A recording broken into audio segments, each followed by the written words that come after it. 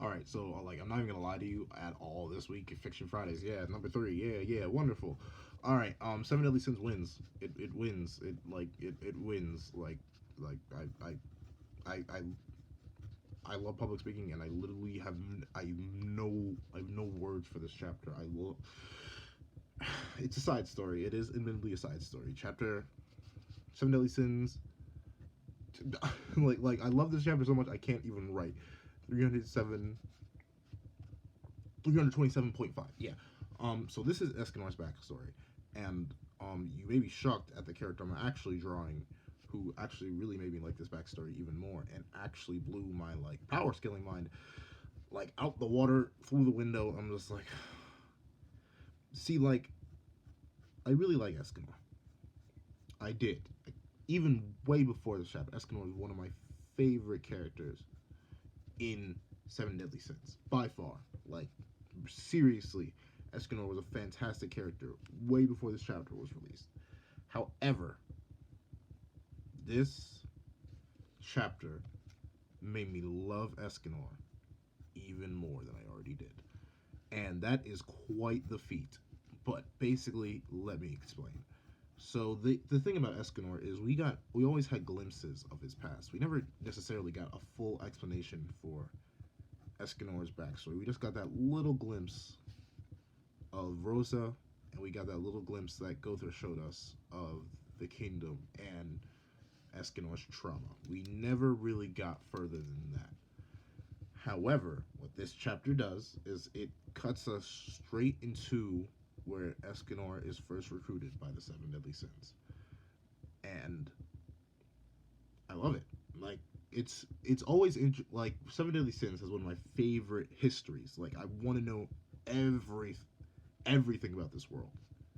Like seriously, I want to know every last thing about the Seven Deadly Sins world because it is literally just it's a really interesting verse to just learn about, and it's nice to see the characters that exist in the past that are either dead or just yeah, really just dead. And so the chapter opens up with Escanor being charged, charged for his sin of pride. But the thing is, everyone's confused because this man looks nothing like the man that beat the Holy Knight Zaratras, who was terrorizing a village. There's no way that this little puny man could have done that, right? It's the common Escanor thing, where no one ever expects Escanor because in his night form he's so small, he's such a small boy, and what gets me about this is that you feel for Escanor because he was saved by Rosa. That is the main thing. He was saved by Rosa, but he doesn't believe like he deserved the life he was given. Like he thinks his entire existence is a curse and all he can do is hurt people and he'll never fit in anywhere because of something he could not control and something he still cannot control. He can not control his daytime form. As he says in the chapter, as he says in the short story, he he just can't control what he does in daytime form. The power overtakes him. His pride swells, and he can't stop himself. And what the amazing thing about this is that he connects with Merlin immediately, just because she looks and fully reminds him of Rosa, the person who saved his life. And what gets me about this, he since he immediately connects with her, the other sins try to connect with him as well, and they all do it in their own, unique, quirky ways. But the two ones that really get to Escanor almost immediately off the bat is obviously the person who recruits him, who's being drawn right now, Meliodas. Meliodas gets to him first and makes him a member part of Seven Deadly Sins. He saves his life. He saves his life because he was going to be executed and hung and beat because Escanor A couldn't come up with a counter argument to the fact that he was actually saving the villagers from a monster that was terrorizing them. They just grew scared of him because he was so powerful. And B, because well, he was just gonna get hung. Yeah, like he was just gonna be killed. And what I love about this is that he interacts with all the sins, and instead of freaking out when they see him or like treating him like some kind of monster or demon or inhuman thing, they treat him like one of them immediately. Diane opens up the conversation with, "Okay, so what can you do? What are your powers?" And everyone just continues off of that. They're treating him just like one of them, even though they know nothing about him. They aren't insulting him. They aren't really asking him about like what did he do, what his sin is. They're just like, okay, you're one of us now, so we're gonna treat you like one, and they do that. And they go on. They get booze. They celebrate the final member of the Seven Deadly Sins finally being gathered. They're all gathered, and Escanor, when morning approaches, he leaves, and he starts to sing a poem. And what gets me is the poem's immediately about Merlin. Like this is Merlin is the one person he truly wanted to stay with and connect with, but he was scared. He was so scared of hurting her and hurting anybody really that he tried to leave instantly. And Meliodas comes out to read him like, "Hey yo, where are you going?" And Escanor tells him to run, but Meliodas doesn't because he's confident that he can beat Escanor. And so when the morning kicks in, the morning sun hits Escanor and he goes into his pride form, he knocks Meliodas away, and he assumes he killed him, like immediately, because he can't control his action in his day form. He immediately thinks he killed Meliodas, and he runs off. And okay, for all you Taizai lowballers out there, do not think Escanor only destroyed him out, and that's all he can do in the one state. Ha ha ha. Okay, yeah, no, but what he does is he goes off and he destroys the mountain just to burn away the time, just to keep himself from hurting anybody seriously, because he doesn't want to do that. Escanor isn't an evil person. He just can't control what he does, and that's such a sad state for him to be in because he goes from this prideful monster from early in the day into this calm, submissive man who just feels sorry for his actions, even though he has no control over them.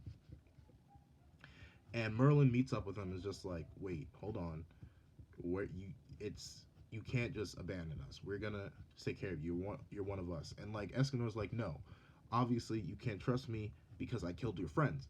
And then Meliodas and Baum walk up just fine, as they do, because one's immortal and the other one's Meliodas. And Escanor's like, "What? But you should be dead." And then he sort of begins to realize right then and there, like this isn't his ordinary group, an ordinary group of people. This is people like him, all people who have sadness in their hearts and have gone through things that only they can empathize with. And he realizes that, but then Meliodas is just like, "Okay, I actually understand your problem. Tomorrow at noon, we're going to fight." And when I first read that, I'll admit, me was like, "Well, we know how this fight went. Assault Mode Meliodas, who I consider a complete separate entity from the Meliodas of 10 years past. Assault Mode Meliodas couldn't even beat the Pride Escanor. He couldn't even really scratch his skin. I'm just like, okay, so this fight's gonna go quick. But then the fight happens, and like Meliodas dominates the one Escanor, and I'm like, huh. So while it is a beautiful here, I'll before I go into the my inner power scaler and let that take over, I'm gonna just explain why this scene is beautiful. So the scene's beautiful because Escanor feels pain, not just not just nighttime Escanor.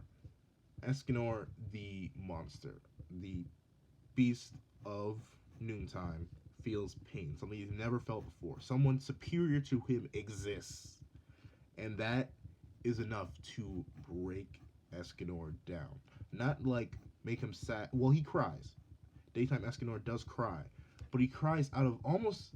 I feel like those are not tears of sadness, but they're tears of relief. Like he has peers now. Escanor is no longer alone at the top of that mountain. He has other people that he can emphasize with, and he joins the Seven Deadly Sins. But what caps the chapter off is that he goes to see Rosa. And okay, let me finish up properly. What makes the fight gorgeous and like extremely amazing for me is that he goes to see in the fight. Meliodas is just like, if you think your life is truly worth nothing, just tell me and I will kill you right now. He will fulfill the request that Escanor has, since Escanor's main thing right now is that he wants to die. And the honest thing about that is Escanor realizes no. That life, he's told, and he realizes himself that that life that he was given by Rosa wasn't just for him. It wasn't for him to just throw it away like that. He has people he needs to protect. He has people he needs to avenge and live up for, and he does. And Merlin lets him go to the capital of the dead and see Rosa one last time. And Rosa, like Elaine, has been watching over Escanor for all this time. And the chapter ends with the new friends that Escanor has made, the two peers that he has now, carrying him off to get him healed since he's on the brink of death. I don't know, this chapter was just, it was beautiful. It reminded me of like those earlier character moments in Seven Deadly Sins where we would it was an earlier character moment where we learned about a sin's past and their sin and why they're so sad and alone, and why being in this group is so important for them and why their bond is so deep. It's beautiful. Um, but to get into the power scaling thing that drives me nuts.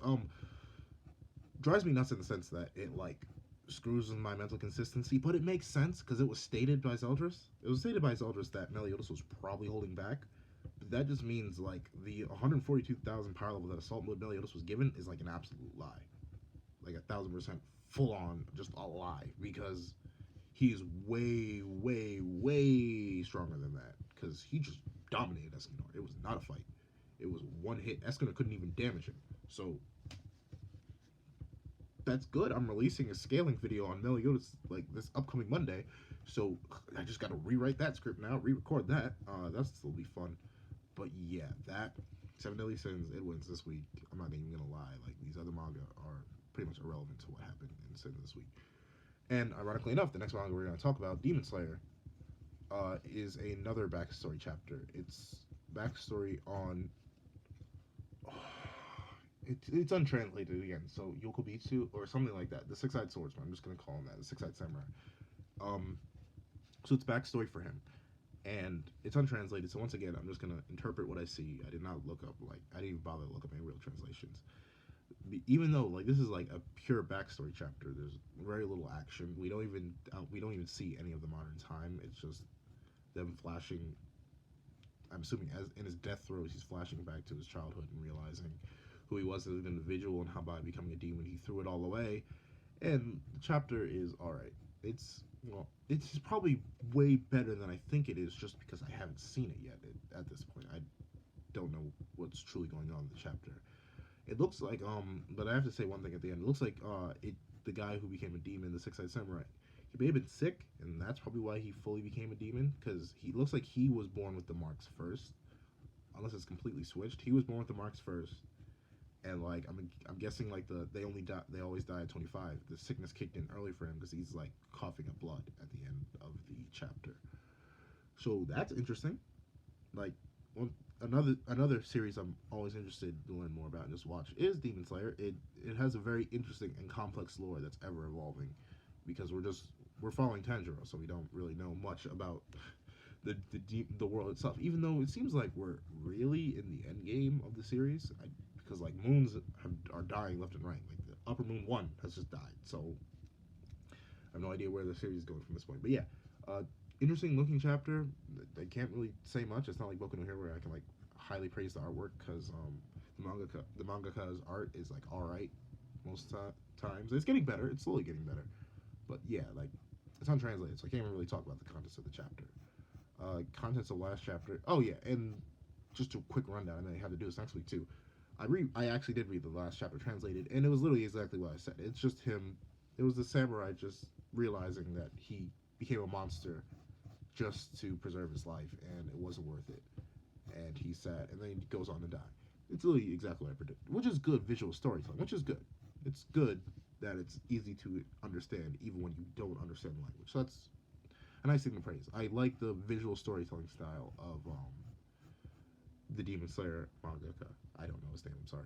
Um, but moving on to, I'll save Doctor Stone for last since it's usually one. So Boku no Hero. Um, this manga this week was it's the thing, like it's another chapter I don't really care about, because it's just build up. It's a filler, not a filler chapter, because it's establishing stuff. Like it's Endeavor figuring out what Hawks meant by the second part is interesting because he's getting the information out about how strong the League of Villains has become now that they've aligned with the Liberation Army. So that's good. Like that information has gotten out. We see more character interactions. We get new useless side characters that are gonna either be introduced to do nothing other than fill the waifu pages or fill the pages and or just die like Night Eye did. So don't really care about any of the new characters introduced. I know they aren't gonna do nothing, especially the woman, because women don't do anything in Boku no Hero Academia, and that's definitely gonna be a video in the future how I complain about Boku no Hero Academia. So look forward to that. Um, so yeah, that's really it for like that's the thing. The Boku no Hero chapter was translated, but I have even less to say about it than the one chapter that was untranslated this week. So there's that. Um, yeah, don't really care about the Boku no Hero chapter. It's kind of irrelevant. Finally, the goat of goats. Is that even on screen? Yeah, that's on screen. Doctor Stone. Um, so this chapter was interesting, mainly for the re-establishing of some character motivation since it's been a while since we've seen them like in manga, and just like it's this chapter is much more character displays and like the one revival at the end because it goes sort of predictably except for the thing they use to be able to counter defend Mozu and keep up their alliance and stuff like that because the chapter is literally just them like explaining the plan of how they're gonna do the thing to make sure that they get the petrification weapon and they can like trick the great leader's assistant. So that's literally mostly the chapter that's re going over that again, and well, that's all right. Um, isn't as cool as Dr. Stone usually is, so it's kind of low. Um, but interesting thing that happens is they make a gun. They make a full-on gun because now they have full access to gunpowder. Now that they got the platinum, I believe that was it. They got the platinum. Now they can make infinite revival fluid, and now like Senku is going on is full-on. Oh yeah, we can just kind almost kill them. We just pump them full of lead, and then we stone them. Then we unstone them, and it's fantastic. They're perfectly fine. So it's basically a tranquilizer gun at this point, and it's a cold, methodical way, and it's still Senku being an interesting character in the sense that he has morals. They're just not conventional morals. Like he just doesn't want to kill people. That's his line, and he's not gonna cross that line. But every other line, he's completely fine with using people, tricking them, shooting them, and then letting them go through all that pain and reviving them. He's totally fine with that. So I always find Senku just an interesting character, moral wise, just to watch him Senku around. So they revive Yoto, the cop, and the, I love how Gen is always useful. Like he points out that the cop has low self-esteem, and then the girl from the island is just like, "Oh, you're so amazing," and suddenly he's completely on their side. Like it didn't even really take much effort. She just had to fake being interested in him, and he was all down for it because he comes from I believe he came from Sukasa's I'm not sure how to say his name. Uh, Lion Puncher. He came from Lion Puncher's tribe, a group of revived men. So he really just wanted attention from women and praise and stuff like that. So it makes sense that he would go for that and immediately align with them, even though he was given such a powerful weapon that only he really knows how to use effectively. And even then, he doesn't really know how to use it effectively. And I think that's going to be a plot point later. I don't think I feel like this is like a red herring or like a smoking gun, and this won't be the thing that stops Mozu. He may just actually develop into a decent human being who cares about people. Like that may actually happen. He kind of like the what happened to Tsukasa or Lion Puncher. That may happen. I feel like him having the gun is kind of it may be for something else. I don't think it's going to be used to stop um, Mozu. And speaking of, Mozu went around. He played his part as the hooded man, and that was all good and dandy. That worked out. He beat up the like most prideful guy ever. So now he's exaggerating the story to the Great Leader's assistant, and everything's going good in Doctor Stone. So it's really just the plan progressing. It's that's the thing. Doctor Stone's like a Boku no Hero chapter where it's just transitionary, not filler. where it's doing necessary things. It's just not the most interesting to read. Except Doctor Stone is interesting to read because it gives interesting insights to a character like Radar Guy. That's all I'm calling him. Radar Guy. He was still like set on I'm not gonna kill people, and that's where the whole revival fluid and the gun just being a tranquilizer gun, and then we get more characterization for Boat Guy. Yeah, I'm terrible with names. We get more characterization for Boat Guy, and he's just like, yeah, we're not gonna kill people because that's the least logical thing to do and be inhumane. I like that. I like little developments with characters because that's interesting. It's nice to learn character ideologies, even if they're simple and stuff like that. Um, so another thing. What was my other thing? Um, I think that's really it. Like all the four chapters, like I said, Seven Deadly Sins wins. Demon Slayer is all right, but then again, it's untranslated, so who knows? Maybe once I get the dialogue, I said this last week too, but it didn't really do much. Once I get the dialogue, Demon Slayer will hit me hard as a truck, and I'll feel all the feels, and I'll come talk about that next week. But yeah, like as of this moment, as I'm finishing up Meliodas, aka the strongest of the strong, no matter what, I'm guessing. Yeah,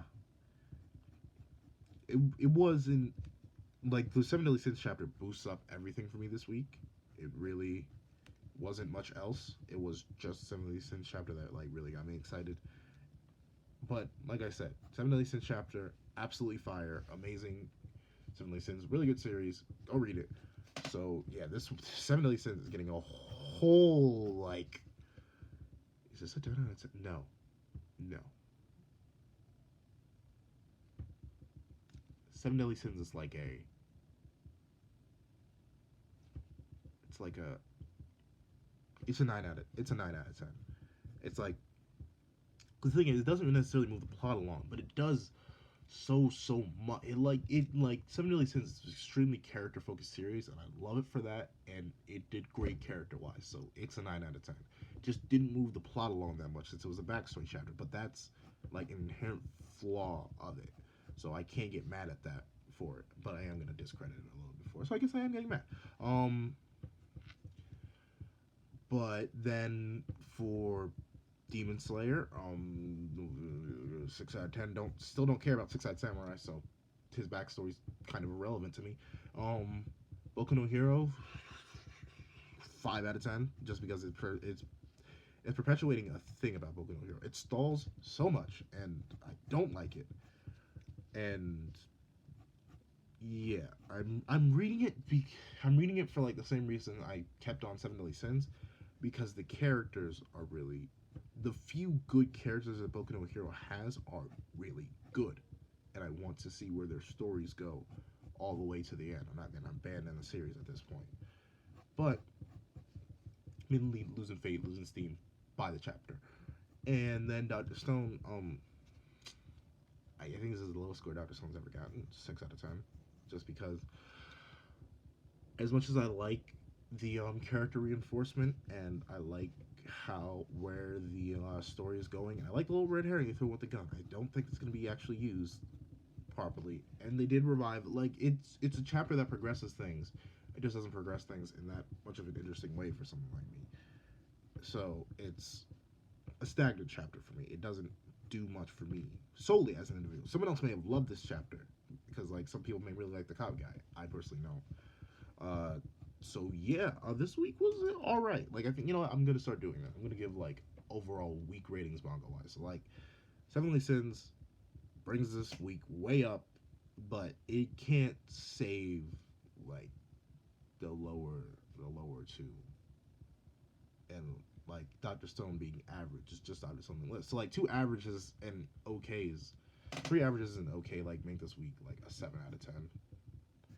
Am I interested in next week? Yes, extremely interested because this chapter is called The Ultimate One.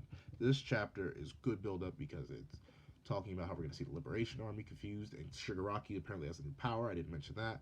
Um, Demon Slayer, I don't think it's going to be that exciting next week. It's just going to be his death or like more backstory, which is all right. And Doctor Stone seems going to be interesting just because we're continuing on, and I'm assuming we're gonna see how the Great Leader is reacting to this information about the Great Leader's assistant is gonna be reacting to this information of hooded figures and all the danger stuff like that. So pretty good, decent week manga for build up. Not so much for plot progression, but all these manga I'm reviewing are shonen. So I'm not shocked that we aren't getting like big blocks of awesomeness every single week. So all right, this is the guy with a pencil. Yeah, I'm just gonna do that squiggly, and I'm writing off. Bye bye.